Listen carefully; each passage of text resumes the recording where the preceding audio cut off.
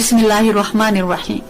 अल्लाहुम्मा इन्नी अब्दुका वब्नु अब्दिका वब्नु अमतिका नासियती बियदिक माज़िन फी हुक्मुका अदलुन फी क़ज़ाउका अस्अलुका बिकुल्लि इस्मिन हुवा लक सम्मैत बिही नफ्सका औ अंज़लतहु फी किताबिका औ अल्लमतहु अहदन मिन ख़ल्क़िका औ इस्तअथरत बिही फी इल्मिल ग़ैबि इंदका अन तजअलुल क़ुरआनल अज़ीम रबीअ क़ल्बी व नूर बसरी व जिलाअ हुज़्नी व ज़हाब हम्मी।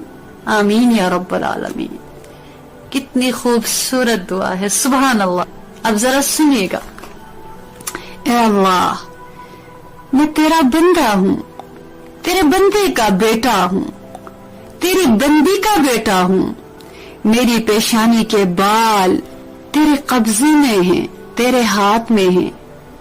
तेरा हुक्म मेरे लिए हमेशा के लिए है और तेरा फैसला सरासर इंसाफ है। तेरा हर उस नाम का वास्ता जो तूने खुद को दिया है, यानी जो खुद अल्लाह आपने अपने जो नाम रखे हैं या अपनी किताब में उन नामों को उतारा, उन तमाम नामों का वास्ता, या आपने अपनी मखलूक को सिखाया है उन तमाम नामों का वास्ता, या जिसको आपने गैब में पोशीदा रखा है जो हमारे इल्म में नहीं है, उन नामों का वास्ता।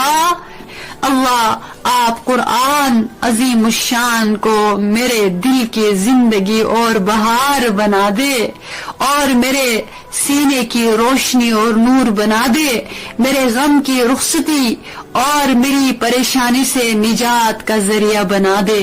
सुभान अल्लाह।